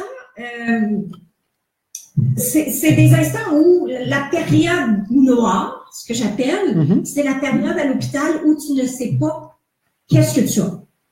D'accord. Et là, il cherche c'est quoi que tu as. Et là, tu es déstabilisé. Tu es une personne en santé, puis du jour au lendemain, pouf, tu travailles 70-80 heures par semaine. Du jour au lendemain, pouf, tu n'as plus de santé. Alors ça, c'est déstabilisant. Alors ça, c'est un premier choc. Alors 21 jours à l'hôpital, et là, au bout de la 21e journée, il m'annonce qu'avec la biopsie, que c'est le cancer. Il pense que c'est des métastases, mais là, ils veulent refaire encore des tests. Et finalement, pour aboutir que c'est des ganglions. Alors, bon, métastases ganglions, rendu à ce point-là, tu as le cancer, tu as une bébête qui est à l'intérieur de toi et qui est en train de te manger. Alors, ils m'ont opéré, ils m'ont enlevé 4 pouces d'intestin grêle. Et à la suite de ça, c'était une convalescence assez difficile parce que j'ai perdu, je pense, je peux pas le dire. Je ne sais pas comment le convertir. Je le vais en litre. Ouais. Je ne sais pas comment le convertir, mais j'ai perdu beaucoup de poids. Alors, j'étais rendue assez maigre. Et puis, par la suite, là, je suis retournée à la maison. Et là, on me dit, prends un rendez-vous avec l'oncologue. Tout va vite. Tout va vite. Là. Prends un rendez-vous avec l'oncologue. Là, tu vas voir l'oncologue. Là, il t'annonce que tu vas faire de la chimiothérapie. Puis là, parce que tu es en santé, hein? Regardez comment c'est. Parce que tu es en santé, malgré que tu as le cancer, tu es en santé. Alors, malgré que tu es en santé, à cause que tu es en santé, tu vas faire la chimiothérapie, mais tu vas faire les plus gros traitements qui existent. Oula. Alors là, ils m'ont fait le traitement, le protocole du HER-CHOP. Le HER-CHOP, c'est 5 médicaments qui te donnent et qui te donnent à tous les 3 semaines. Pendant 9 mois, je devais aller à l'hôpital et aller recevoir ces traitements-là. Moi, je savais pas si je devais accepter ou pas. Ta tête, elle fonctionne plus, elle est plus là, t'es plus là. C'est trop vite, c'est trop, c'est un bouleversement total, t'es plus capable. Ils te donnent l'information, c'est comme, mais t'entends rien, c'est comme ça. Mais où est-ce que j'ai eu encore un choc encore plus grand, c'est quand on m'a dit que j'allais perdre mes cheveux. Alors pour ça, moi, là, j'avais une chevelure qui était juste... Je m'en souviens, c'est vrai. Je m'en souviens. Si vous êtes une femme, vous savez qu'est-ce que c'est d'avoir des cheveux. Puis que d'avoir tes cheveux, je tendance et tout, c'est le paraître et tout. Les cheveux, c'est hyper important. Puis là, tu te fais dire comme quoi que tu n'auras plus de cheveux dans les 2 prochains mois. Ça a été un choc très difficile. Et en plus, c'était la journée de la Saint-Valentin qu'on m'annonçait toutes ces choses-là. Ah oui, donc... Alors, la Saint-Valentin mon mari me disait, après, on s'en retourne à la maison, après tout ça, il dit, tu veux-tu que j'aille t'acheter des fleurs? Lui qui a de l'humour pourtant, en général. Pardon, excuse-moi. Alors, tout ça, puis où la période a été difficile aussi, c'est l'attente d'être en traitement. L'attente d'être en traitement. Moi, on m'annonce que j'ai un cancer qui est répétitif. Alors, le cancer de l'intestin grêle, c'est le cancer qui se retrouve au dernier stade sur la liste. C'est le cancer le plus rare qui existe. Il fallait que je pogne, que j'aille. Que je vive quelque chose que les autres vivent pas. Voilà. Hein? Mais c'est un cancer qui se répète. Ah. Alors là, ils me l'ont enlevé, il n'est plus là, il n'existe plus. Cependant, dans la période où je ne reçois pas les traitements, le cancer est revenu. Ah. Et là, c'est là où ils ont fait comme, OK, là, tu t'en vas en traitement. Donc, ça a pris 3 mois, tout ça. Et là, ils m'ont envoyé en traitement. Mais durant cette période-là, c'était l'hiver. Et là, j'ai commencé à réellement à m'intérioriser. D'accord. Alors, c'est ma force à moi, c'est de rentrer en contact avec moi-même. Parce que je peux pas rentrer en contact avec l'extérieur. L'extérieur, Marshall, je veux rien savoir de l'extérieur. Je veux être un ermite. Je veux pas qu'on me voie parce que j'ai une bébite qui pousse à l'intérieur de moi. Alors, je veux pas que les gens me voient. J'ai peur d'être contagieuse. J'ai peur des regards des autres. Et là, la famille qui se met à me parler, des gens que, habituellement, des gens qui m'ont jamais téléphoné, qui m'ont jamais pris de nouvelles depuis 20 ans, et que là, qui apprennent que j'ai le cancer, et que là, ils m'appellent. Ils ont mon numéro de téléphone, ils m'appellent. Guylaine, reste positive. Il faut que tu vas combattre, vois des petits soldats en toi, fais ci, fais ça. Mais t'es qui, toi, pour venir me parler comme ça quand ça fait 20 ans que tu n'as jamais pensé à moi? Et là, tu penses à moi parce que j'ai le cancer. Alors, pour moi, là, je t'ai rendu que je les appelais les vautours parce que tu veux rien savoir des autres qui n'ont jamais été à tes côtés. Oui. Et qui te disent, qui se mettent à te dire, sois positive et tout ça. Eh oui! T'es drôle, toi, hein? Reste positive. Toi, tu vis pas avec la maladie, là. Alors, j'ai pas besoin de tes conseils parce que toi, tu l'as pas, cette expérience-là. J'ai pas besoin d'avoir tes conseils. C'était comme ça. C'était la rage. Oui. La rage, nécessairement, qui était en moi. Je n'étais pas capable d'accepter tout ce qui se passait. Oui. Alors, et là, je me suis intériorisée beaucoup, beaucoup. Et j'ai commencé à aller vers, à marcher, à contempler dans la nature, à commencer à faire de la méditation. J'avais mon chien, j'amenais mon chien dans la nature. C'était l'hiver. Et là, je marchais. Puis un beau jour, je marchais toujours dans le même sentier. Puis un beau jour, il est arrivé devant moi. Il y avait un arbre. L'arbre n'a pas bougé, hein. Il est toujours là. Il y a toujours le même sentier. Puis là, l'arbre est au bout. Et là, je m'arrête. Et là, je vois une lumière, mais une lumière extraordinaire qui est là, qui m'interpelle et je me mets à pleurer. Mais pleurer comme ça n'a aucun sens. J'avais l'air d'un saule pleureur. C'était réellement ça. Et là, je me mets à courir. Et là, je sors du sentier battu. Et là, nous, ici, on dit à 4 pattes dans la neige, donc les bras des gens dans la neige. Et là, je rentre dans la neige pour aller à cet arbre-là qui est tout seul, en plein milieu d'un champ, mais qui est gigantesque. Et là, c'est mon chien qui est là, puis qui me regarde, puis il fait des drôles de façon. Voilà. C'est vraiment comme ça. Alors, là, à partir de là, j'arrive à l'arbre et je m'assois à l'arbre. Et là, je pleure ma vie. Je pleure ma vie. Mais on dirait que l'arbre me consolait. L'arbre me donnait de la force intérieure et tout ça. Donc, à chaque jour, je retournais à l'arbre. Et j'avais hâte de me lever le matin pour retourner à mon arbre. Et je parlais à mon arbre. Et puis, un beau jour, en vivant cette expérience-là, qui était quand même une expérience qui était hors du commun, eh bien, je parle avec une chamane qui me dit, viens me voir, je te donne tout gratuit. Je sais que là, en ce moment, ça va vraiment pas bien dans tes finances parce qu'il faut se dire une chose, que le cancer, c'est une chose, c'est la perte physique que tu as, mais ça peut aussi aboutir à la perte de ton matériel, la perte de ton revenu, la perte de tes finances, la perte de ta maison, la perte de tout. Et c'est ce qui est arrivé, moi, après l'épisode, c'est ce qui est arrivé dans ma vie. J'ai tout perdu. Donc, c'est intéressant ce que tu es en train de dire. Et là, cette femme-là me dit, cette chamane-là me dit, Glenn, c'est extraordinaire ce que tu es en train de vivre. Je dis, ah oui, parce que moi, je ne me comprends plus rien, puis je pleure. Puis elle me dit, oui, elle dit, tu viens de retrouver l'âme, tu viens de retrouver ton enfant intérieur.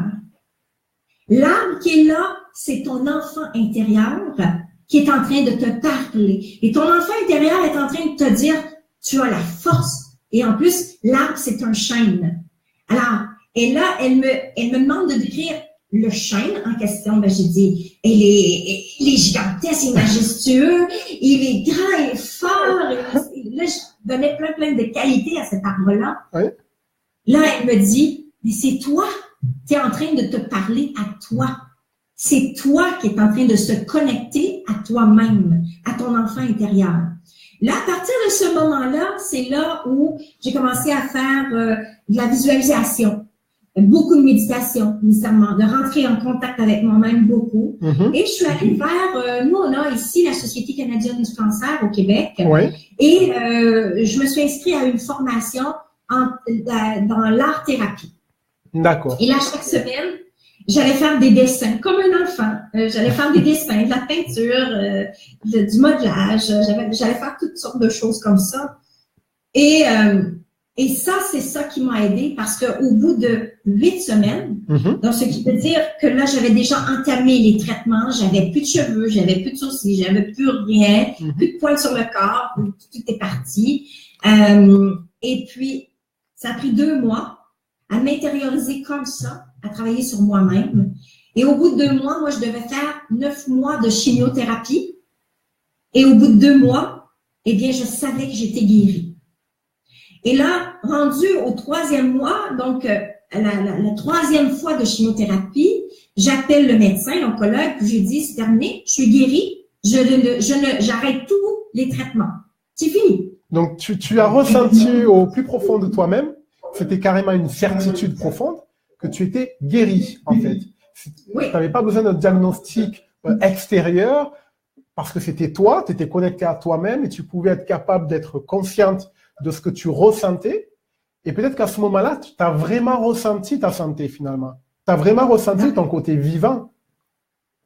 Totalement, parce que là, c'était rendu que mon mari devait me gaver, parce qu'avec les traitements que je vivais, c'était les plus gros traitements, donc je pouvais même plus avaler, donc ma bouche ouvrait à quelques centimètres, donc c'était à la paille, à la cuillère, et j'étais constamment couchée, et j'avais plus de vie. Juste aller à la selle, c'était horrible, je voulais plus aller à la selle.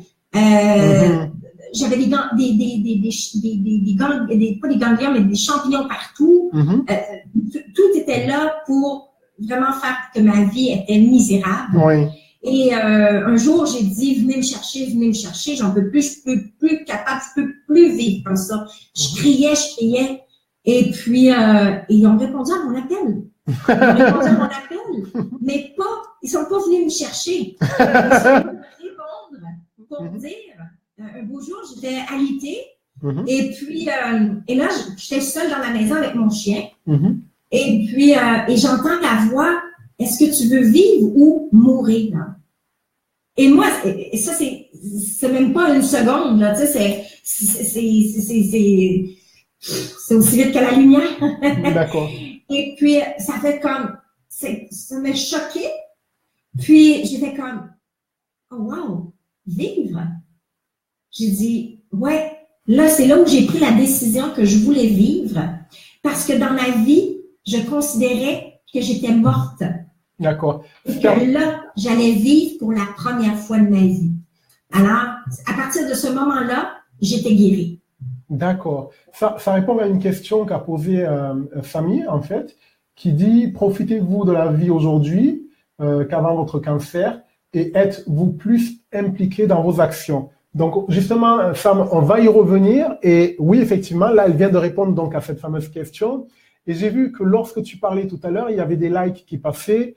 Il y a eu quelqu'un, je ne sais plus à un moment donné, qui disait « c'est une bonne personne ». Donc, il y a eu certains commentaires par rapport à toi. Voilà, une belle femme, disait encore Sam. Quelle femme et une amie extraordinaire. Donc, Isabelle Chartier. Mais il y a quelqu'un qui te connaît. Voilà. Il y a quelqu'un qui te connaît dans le lot, Guylaine. Voilà. Mais oui.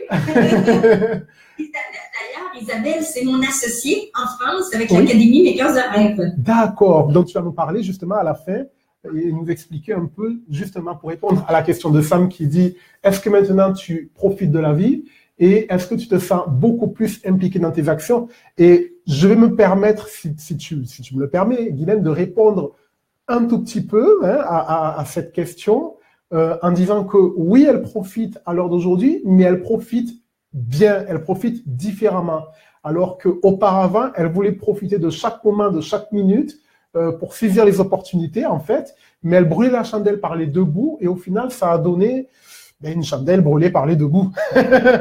Donc aujourd'hui, je pense, elle va vous l'expliquer de toute manière, mais je pense que ce vécu a été extraordinaire pour elle et ça lui a permis justement de prendre un recul par rapport à sa vie à l'heure d'aujourd'hui, et tout son business, toute son activité et tout, comment dire, toute sa perception de qui elle est aujourd'hui est fondée là-dessus aussi sur, voilà, aujourd'hui, je m'accorde beaucoup plus d'importance, je m'accorde beaucoup plus de plaisir et d'opportunités, de bien-être, mais je vais te laisser en parler parce que je pense que tu peux mieux en parler que moi-même puisqu'il s'agit quand même de toi avant tout, Guylaine. Oui, nécessairement, je profite plus de la vie, mais en conscience. Parce qu'avant, j'étais inconsciente de tout ce qui se passait. Aujourd'hui, je suis consciente majoritairement de tout ce qui se passe. Alors, je crois que dans la vie, ce que j'ai appris de ces expériences-là, dans la vie, il faut être conscient. Mais les qualités premières, c'est d'être intègre à soi-même, d'être vrai, d'être authentique. Et si on n'est pas authentique, ben c'est là où on vit toutes sortes de choses difficiles qui vont nous nécessairement venir nous bouleverser, nous chambranler et tout ça. Alors, moi, je pense que c'est mes qualités premières, c'est mon authenticité, parce que comme on dit en anglais, what you see is what you get. Ce que vous voyez de moi, c'est ce que je suis réellement.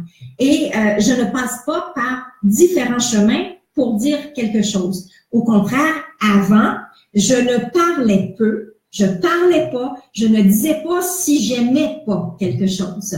Aujourd'hui, je le dis. Je le dis, je prends même pas de gants blancs non plus. Parce que la vie est que... Non, la vie est tellement courte que si tu prends des gants blancs pour réaliser ce que tu veux réaliser et être... la personne que tu désires être. Dans la vie,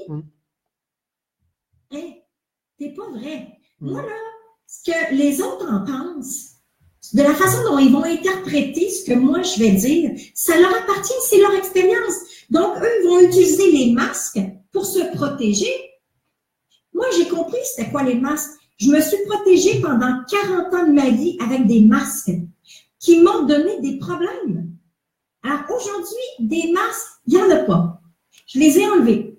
Et de fait d'avoir enlevé ces masques-là, d'être authentique et d'être intègre avec moi-même. Nécessairement, l'intégrité ne s'apprend pas du jour au lendemain. Et je dis souvent à mon mari, si tu vois que je suis pas intègre avec moi-même, avec ce que je dis, tu me le dis. Parce que moi, c'est ma mission d'être intègre le plus parce que je connais la mémoire. La mémoire du cancer, elle est là. Oui. Quand il arrive quelque chose, la mémoire est là. La mémoire me rappelle des choses et me rappelle que est-ce que je veux retourner vers ça? Non. Elle me rappelle que c'est mieux de faire attention à ta santé physique, ta santé financière, ta santé amoureuse, ta santé psychologique, ta santé spirituelle que de retourner aux enfers. Parce que l'enfer, c'est sur la terre qu'elle est. Alors, et on peut aussi vivre le ciel sur la terre, parce qu'on est dans le ciel de toute façon. C'est intéressant ce que tu dis, parce que tu parles quand même de spiritualité. Tu oses prononcer le mot spiritualité en étant quand même quelqu'un de très pragmatique et de très entreprenante, on va dire. Et ça, c'est important pour beaucoup de personnes qui font l'amalgame entre la spiritualité, on va dire, et la religion. Voilà, je vais te poser 3 questions, mais en fait, c'est la première, c'est est-ce que tu peux expliquer ta notion fondamentale de ce que c'est que la spiritualité? Et la deuxième question qui va venir derrière, c'est d'après toi, avec ce que tu vis à l'heure d'aujourd'hui, ce que tu en as retiré comme leçon de cette histoire de cancer, on va dire, aujourd'hui, tu as un certain état d'esprit que tu n'avais peut-être pas forcément auparavant, mais tu as appris beaucoup de choses. Est-ce que tu regrettes d'avoir vécu, on va dire, tous ces challenges par lesquels tu es passé, ou est-ce que tu vois les choses différemment à l'heure d'aujourd'hui? Donc, ce sont les 2 questions, on va dire. On va s'arrêter sur 2 questions. Déjà, ça va être pas mal. Donc, oui, la spiritualité fait partie de ma vie intégrante parce que je me suis auto-guérie, mais il y avait des gens, pas des gens, mais des êtres très puissants qui ont permis cette auto-guérison-là. On a travaillé ensemble dans cette auto-guérison-là. Alors, et quand je parle des êtres, c'est pas des êtres qui sont sur la Terre. C'est invisible. C'est dans le milieu, c'est dans le monde invisible où ces êtres-là ont travaillé avec moi. J'entends, je vois les couleurs dans l'invisible, je vois beaucoup de choses parce que nécessairement, j'ai développé énormément de dons, des dons spirituels qui me permettent aujourd'hui que dans mon travail, dans l'entrepreneuriat que je fais, que je vis, tout est basé sur la spiritualité. Tout. Quand que j'entreprends quelque chose, j'ai consenti avec les êtres qui m'entourent que j'allais entreprendre ces choses-là. Et aujourd'hui, juste avant de faire justement cette entrevue avec toi, Maurice, eh bien, je fais un petit meeting. Un petit meeting, moi j'appelle ça ma gang. Il y a des gens qui vont trouver que je suis folle. Mais cependant, ça m'appartient. C'est à moi, c'est mes croyances, c'est à moi. Et je fais un petit meeting avec ma gang, avec mes anges, avec mes guides. Je leur demande justement de pouvoir donner ce qu'il y a de meilleur à l'audience d'aujourd'hui. Qu'est-ce que je peux partager avec eux pour qu'ils puissent en bénéficier. Alors, et à partir de là, je lâche prise et je laisse couler, je laisse aller. Dans ma business, c'est comme ça. Quand j'ai une décision à prendre, je me consulte. Je consulte mon mari. Je consulte ma gang. Alors, qui gagne là-dedans? Ben, des fois, c'est mon mari, parce qu'il fait le consensus avec ma gang. Me fait avec ma gang. Alors, quand je parle de ma gang, c'est tout ce qui est rapport à mon intuition. Alors, je me fie beaucoup à mon intuition de plus en plus. Et ma business, le fait que je le fasse avec la spiritualité, ben, me permet d'être un meilleur entrepreneur, me permet d'être une meilleure personne, me permet d'être mieux dans ma peau, me permet de prendre des décisions qui n'ont pas été réfléchies par la tête, mais qui ont été réfléchies par le cœur. Et ça, c'est gagnant. Parce que dans la business, il faut que ça soit toujours gagnant et gagnant. Donc, tu peux pas gagner puis que l'autre va perdre. Tu peux pas non plus accepter que l'autre va gagner puis que toi, tu vas perdre. Ce sont des échanges. Il faut toujours être en échange. Donc, si c'est pas un échange monétaire, c'est un échange de services, c'est un échange de matière, c'est un échange de connaissances. Ça peut être toutes sortes d'échanges. Mais il faut qu'il y ait des échanges. Ça peut être un témoignage même, à la limite. Ça peut être dans la business que j'utilise, et je pense que tu utilises ça aussi, ça peut être d'obtenir un courriel pour que tu puisses avoir ma matière, avoir des connaissances. Alors, ça peut être un numéro de téléphone. Ça peut être, il doit y avoir un échange. S'il n'y a pas d'échange, il y a quelqu'un qui perd. Alors, la spiritualité m'amène à vivre ça dans l'équilibre. Parce que quand j'étais dans la business avant, j'étais pas en équilibre. Il n'y avait aucun équilibre qui était là. Aujourd'hui, je suis en équilibre. Je sais ce que je veux, je sais ce que je vaux et je sais où je vais. Alors, et tout ça en équilibre. Et pour répondre à ta deuxième question, avant que tu me rappelles ta deuxième question. Je t'avoue honnêtement que moi-même, je ne sais plus. Je suis carrément focalisé sur ce que tu es en train de nous dire, de nous partager, parce que je trouve ça vraiment intéressant et vraiment important, puisque on a un public en fait d'entrepreneurs, mais on a des personnes qui ne sont pas forcément des entrepreneurs. Et donc, du coup, le fait de leur partager une autre vision de l'entrepreneuriat, de ce qu'ils ont vu à l'heure d'aujourd'hui, ça permet, bon, peut-être que ça va bousculer les repères de certaines personnes qui vont se dire, mais attends, mais pour moi, un entrepreneur, c'est pas ça, quoi. C'est le gars qui te fait des fiches de paie à la fin du mois et qui essaye un petit peu de se tirer la couverture. Voilà, un entrepreneur, c'est quelqu'un qui est intéressé par l'argent pour l'argent au détriment des autres, peut-être. Et là, du coup, tu partages une vision de l'entrepreneuriat qui est assez intéressante et assez inspirante, tu vois, au final. Donc, parce que ce qu'il faut comprendre, c'est qu'il y a deux choses. En entreprise, tu as l'entrepreneur, puis tu as aussi le gestionnaire. Oui. Alors, la personne qui est un entrepreneur, c'est comme moi. Moi, je m'épanouis dans l'entrepreneuriat et j'aime aider. Parce que quand tu es un entrepreneur, eh bien, tu es là pour faire des échanges. C'est comme le troc, hein? Tout à fait. Dans les années X, c'était du troc. Oui, c'est ça. Alors, on est encore dans le milieu du troc. Oui. Mais aujourd'hui, le troc, c'est par la matière, je te donne de l'argent. Oui. C'est ça le propre. Oui. C'est la même chose. Donc, il faut apporter aucune puissance à l'argent. L'argent, c'est une matière qui permet un échange, tout simplement. Alors, si on focalise sur l'argent, nécessairement, on devient dans le vide. Mais c'est pas de ça que je vais parler aujourd'hui.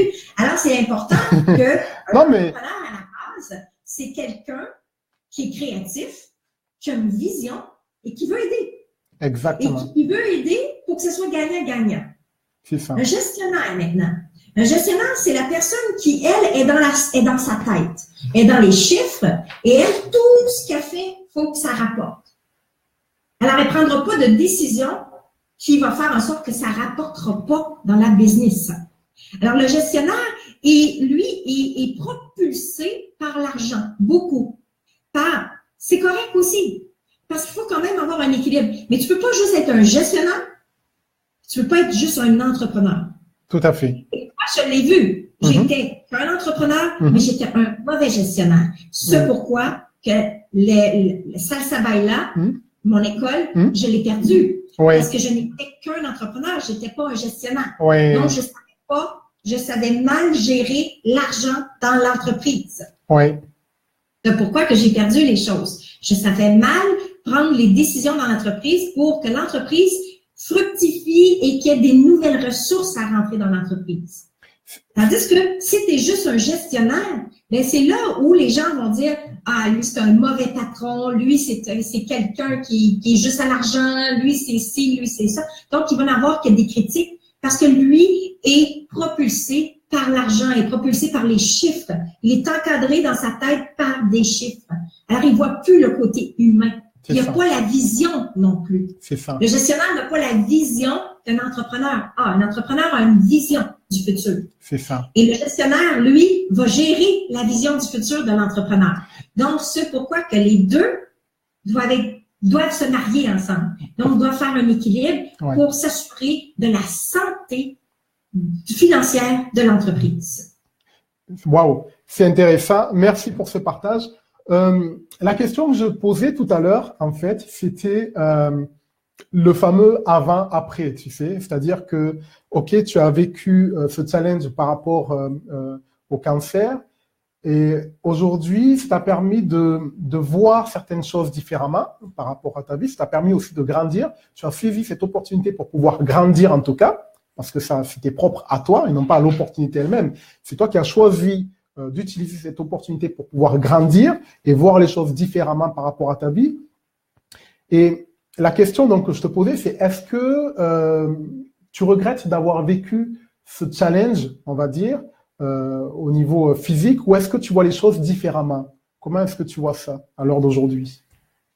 Il n'y a aucun regret, parce que les regrets vont faire en sorte que je vais avoir un cancer.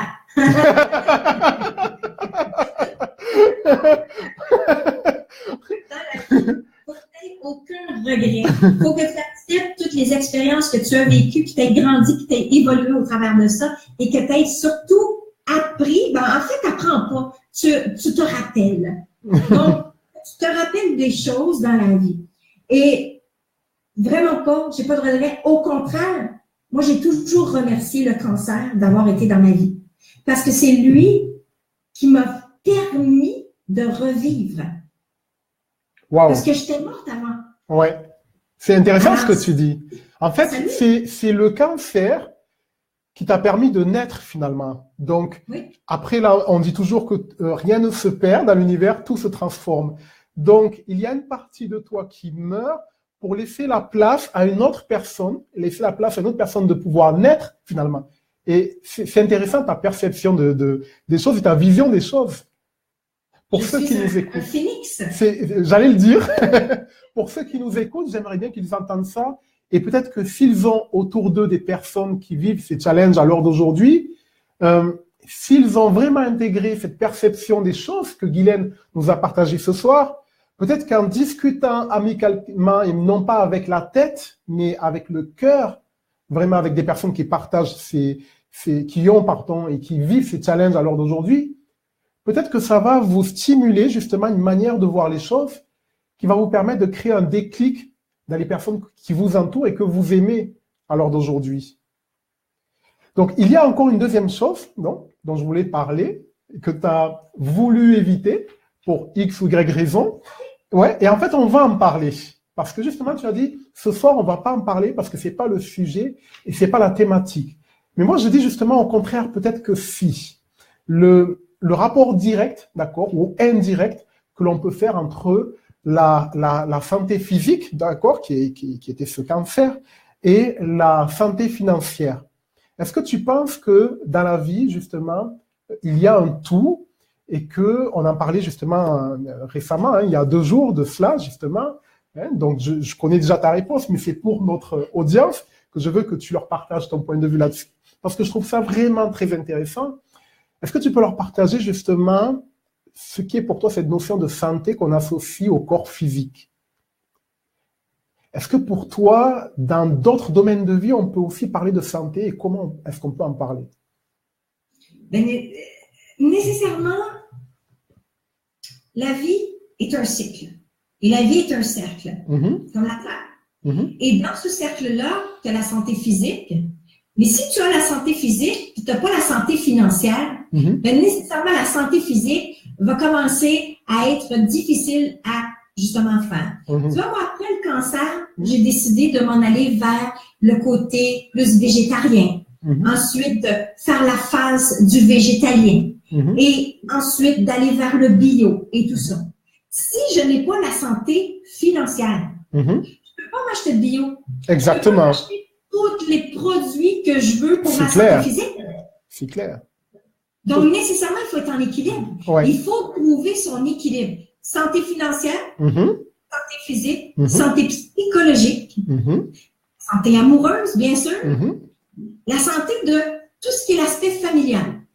Mais attention, l'aspect familial, comme de mon côté à moi, le cancer a amené plusieurs expériences à la suite de ça, parce que ça a découlé, hein, on pourrait prendre la journée à parler avec moi là-dessus, mais nécessairement, j'ai ma fille qui a arrêté de me parler. D'accord. À la suite de plusieurs expériences et tout ça.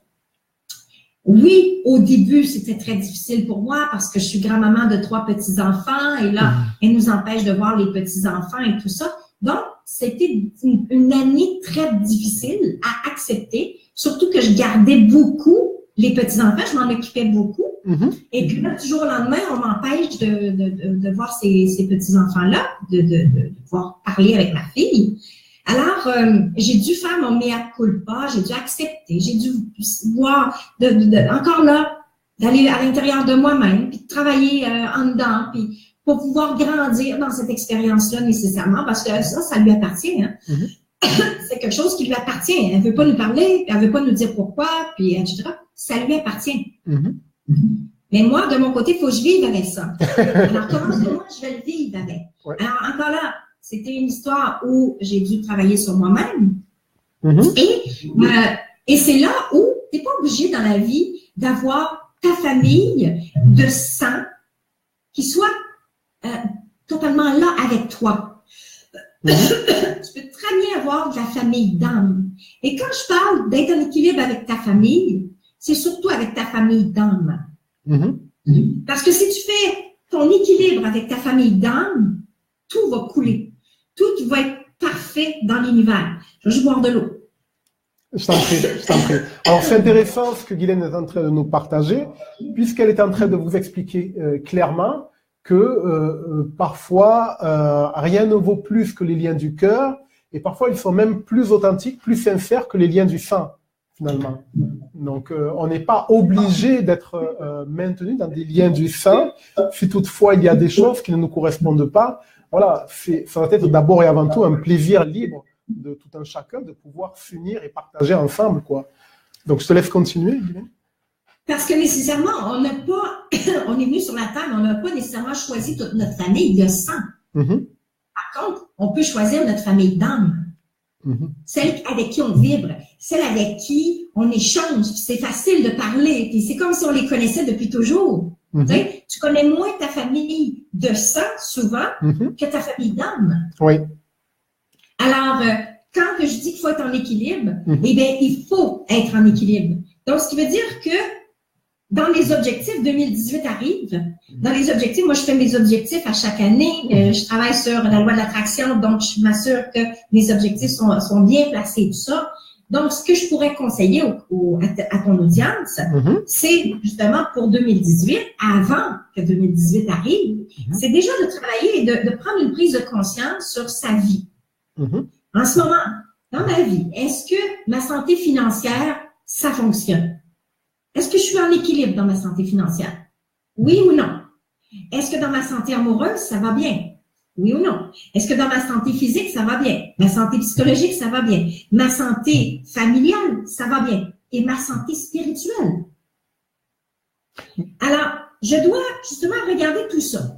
Et là, je dois encercler, c'est qu'est-ce qui est pas en équilibre? Puis c'est quoi qui est en amélioration? Qu'est-ce que je dois améliorer dans tout ça? Donc, en fait, si j'ai bien compris, c'est une sorte de bilan annuel sur toutes les strates de notre vie, d'accord? Exactement. Et là, dans ce bilan-là, ce que les gens vont pouvoir faire, c'est justement de voir si c'est la santé financière qui va pas bien. Mais qu'est-ce que je peux faire pour améliorer ma santé financière? Donc, à partir de là, je dois faire mes demandes à l'univers. Je dois me mettre en action pour régler ma santé financière.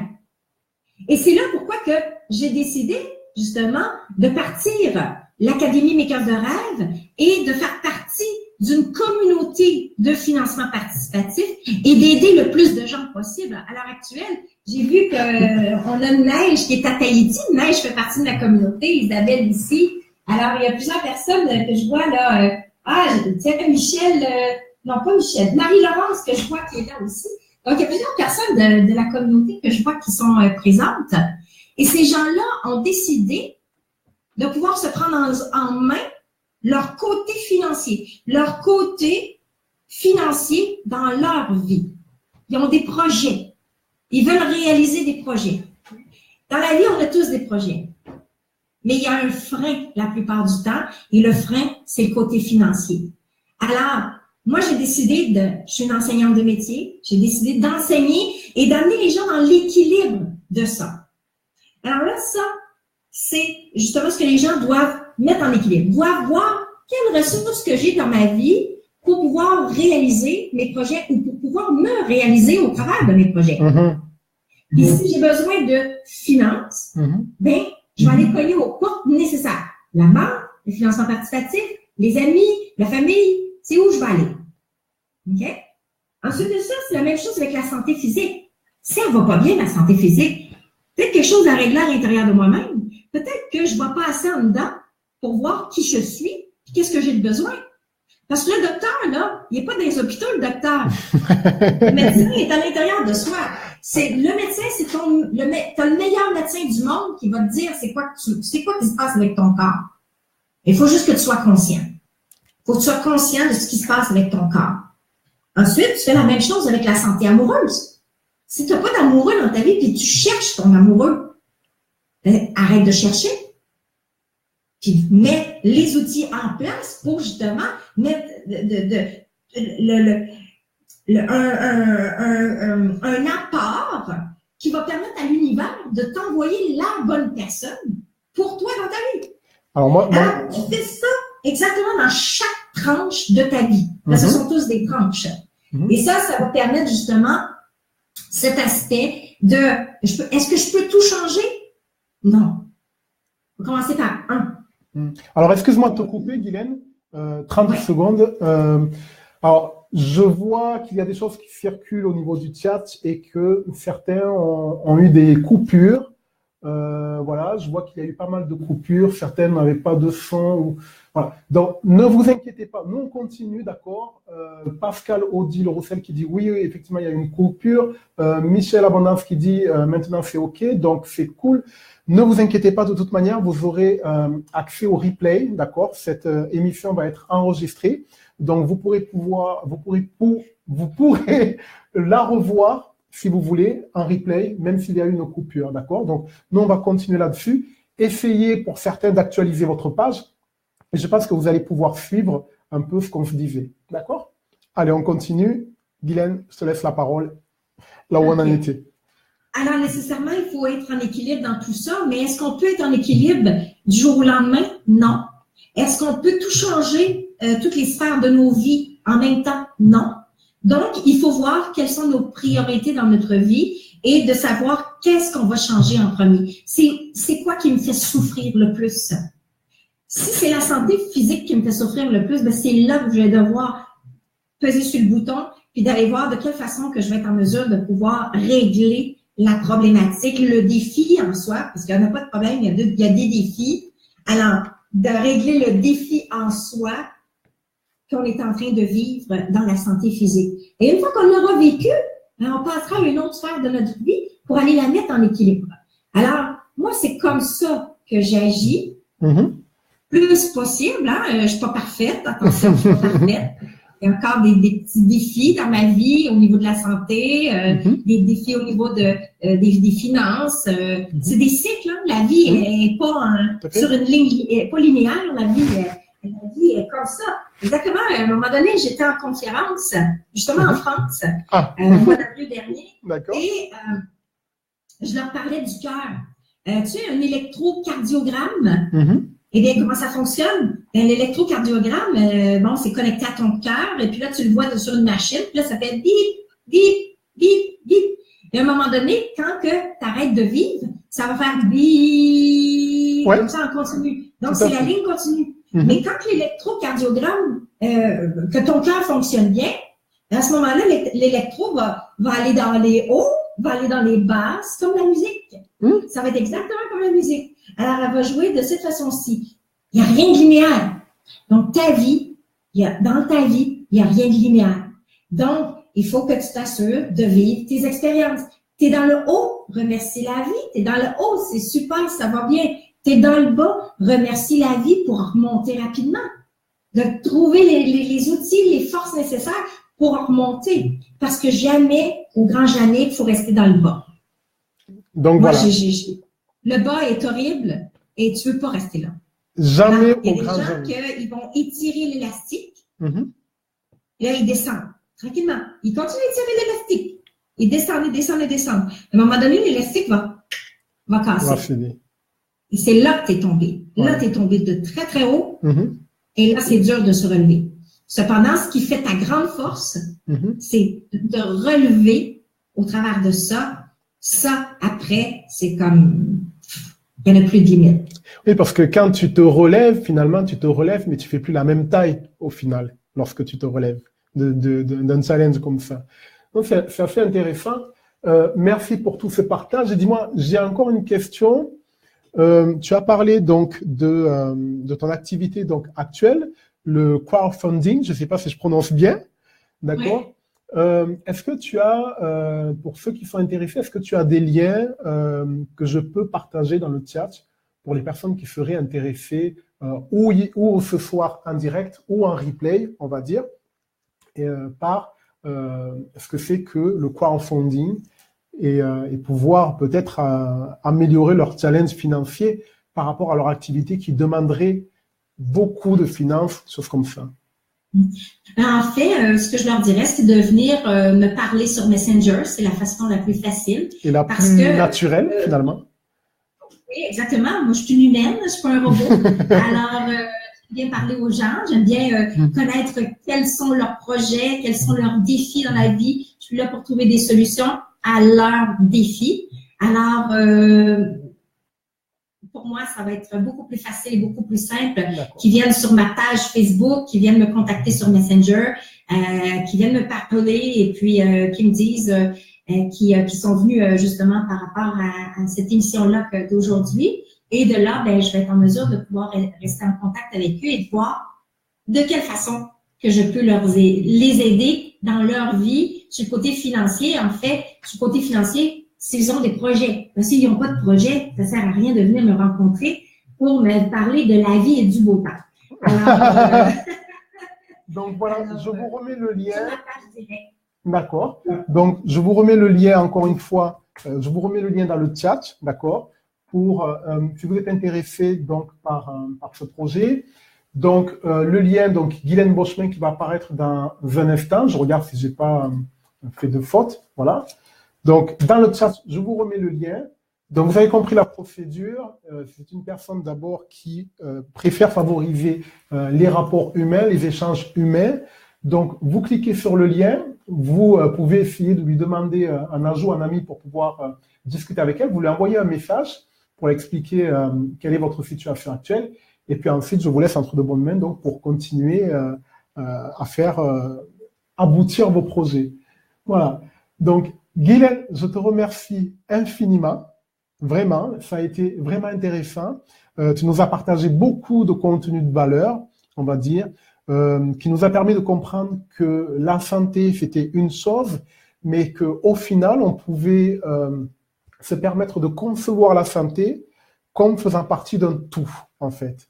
Au niveau des finances, au niveau des relations sociales, au niveau de notre relation à soi-même, au niveau des relations entrepreneuriales par rapport à notre business, financière, etc.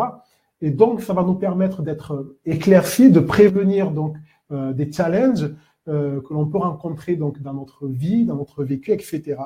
Donc, merci infiniment, Guylaine. Et je te laisse, comme j'ai toujours pour habitude et tradition de faire, le dernier mot de la fin. Est-ce que tu as quelque chose encore à dire, à partager ou quelque chose que tu veux dire par rapport à ton activité? Je te laisse libre à toi de faire ce que tu veux. Je te laisse la parole et le dernier mot pour clôturer cette soirée en beauté. D'une part, merci beaucoup de m'avoir invité sur ton émission, Maurice.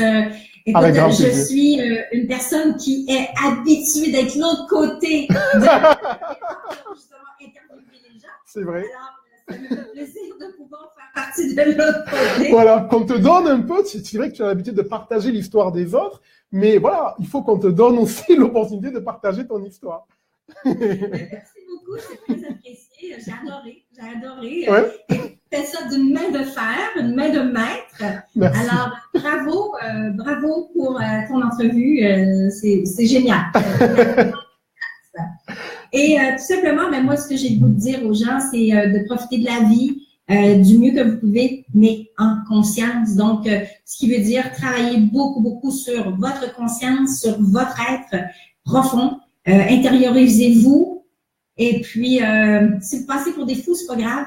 C'est pas grave parce que c'est vous, c'est votre expérience de vie. Donc, si vous vous connectez à vous-même, nécessairement, vous allez être très différent des autres. Et les autres, c'est les autres. Alors, les autres, ils ont leur chemin à faire. Vous allez passer sur un autre chemin et un chemin beaucoup plus beau que le chemin chaotique que la vie en inconscience permet de réaliser. Wow! Merci Guylaine, merci infiniment. Donc, c'était le dernier et, comme vous l'avez vu, joli mot de la fin de Guylaine. Moi, je vous donne rendez-vous donc mercredi prochain à 20h pour un autre Facebook Live en direct, d'accord? Alors, je ne sais pas si je partirai sur une thématique ou une interview. On verra, je vous laisse la surprise et j'adore faire des surprises et j'adore décider justement comme ça un petit peu au feeling. Comme vous avez vu, je vous ai partagé donc une expérience vraiment enrichissante et agréable avec Guylaine Beauchemin, d'accord, que vous pouvez retrouver donc sur son profil, d'accord, son profil. Je vous ai mis les liens au niveau des commentaires, que vous soyez ici maintenant ce soir ou en rediffusion. Cliquez sur le lien et faites les procédures qu'elle vous a proposé de mettre en place, donc pour pouvoir la contacter et un petit peu parler avec elle et discuter de vos projets, que vous soyez chef d'entreprise ou que vous soyez futur chef d'entreprise, mais ayez quand même un projet viable, d'accord, quelque chose de précis. Et même si vous êtes salarié, que vous avez comme vision de partir sur un projet à réaliser et qu'il vous faut des finances, vous allez en discuter avec elle et c'est elle qui va vous permettre de voir si oui ou non, elle peut prendre en main votre projet comme une main de maître, pour reprendre son expression. Voilà. En ce qui nous concerne, donc, les sessions diagnostiques gratuites sont toujours ouvertes par rapport à votre vie personnelle ou votre vie professionnelle. Si vous avez envie de passer à un niveau supérieur dans votre vie personnelle ou professionnelle, d'accord? Si vous avez envie d'être, justement, on en a parlé ce soir, sans que Guylaine savait déjà que je mettais un programme bientôt en ligne en place par rapport à l'accomplissement personnel. Vous avez pu voir à travers son expérience à quel point c'est important d'être aligné, on va dire, sur ses valeurs, d'accord, d'avoir un destin dans lequel on s'accomplit. Et si vous voulez déjà, avant même que je mette en place ce programme en ligne, d'accord, que je suis en train de préparer et que certaines personnes d'entre vous sont déjà au courant parce que j'ai déjà partagé à travers des messageries sur Facebook. À l'heure d'aujourd'hui, voilà, ce que je vous propose, c'est de vous inscrire pour une session diagnostique gratuite qui va durer une demi-heure, dans laquelle on va faire un bilan sur votre situation actuelle, sur les axes d'amélioration, d'accord, les challenges que vous pouvez relever, d'accord. Et si vous avez envie d'aller un tout petit peu plus loin, on va mettre en place, et vraiment en place, un programme en ligne sur mesure pour que vous puissiez avancer dans votre vie personnelle ou professionnelle. Donc, je vais vous mettre le lien. Donc, voilà, il est mis, d'accord. Donc, n'hésitez pas à vous inscrire. Je ne sais pas en plus si cette formule sera renouvelée après le mois de décembre, parce que plus ça va, plus j'avance, et plus j'ai des grands projets qui se mettent en place. Et donc, cette session de diagnostic sera ou pas amené à être renouvelé en 2017. Donc, profitez-en maintenant, sachant que si vous partez dans un accompagnement avec moi, vous allez bénéficier de réductions vraiment énormes. Donc, c'est maintenant ou jamais qu'il faut en profiter. Vous allez comprendre pourquoi. Je vais vous expliquer ça en tête-à-tête par webcam interposée lors de notre session diagnostic, d'accord? Donc, si vous avez envie de passer à un niveau supérieur dans votre vie personnelle et professionnelle, d'accord, avoir le bon état d'esprit qui vous permet justement d'atteindre vos objectifs que vous méritez, que vous désirez, inscrivez-vous pour cette session diagnostique. Et si vous avez envie d'être axé justement sur le volet finance, comme on vous l'a dit tout à l'heure, n'hésitez pas à aller voir Guylaine, d'accord, qui va vous donner des conseils, qui va vous accompagner si vous avez besoin de grosses finances par rapport à votre entreprise pour pouvoir justement aller beaucoup plus loin, beaucoup plus vite. Et elle ne va pas s'arrêter que là, comme vous l'avez bien compris, elle va aussi elle-même vous partager un état d'esprit, en fait, l'état d'esprit qu'il faut avoir pour vous permettre de prendre des raccourcis. D'accord? Donc, je vous dis merci infiniment à tous ceux qui étaient là, qui ont participé et qui ont mis des likes, qui ont encouragé Guylaine. J'ai vu que parfois, elle avait elle partageait, on va dire, des histoires assez inspirantes. Il y avait des likes qui passaient. Donc, j'étais un petit peu captivé par ce qu'elle disait. Donc, j'ai pas eu le temps de vous remercier. Donc, je vous remercie infiniment pour cela. D'accord? Je vous remercie infiniment d'avoir été là présent ce soir parce qu'il est quand même 21h42 et vous êtes toujours en haleine. Je vous donne encore rendez-vous le mercredi prochain à 20h pour un autre Facebook Live en direct. Et encore merci d'avoir été parmi nous ce soir. Au revoir. Au revoir, Guylaine.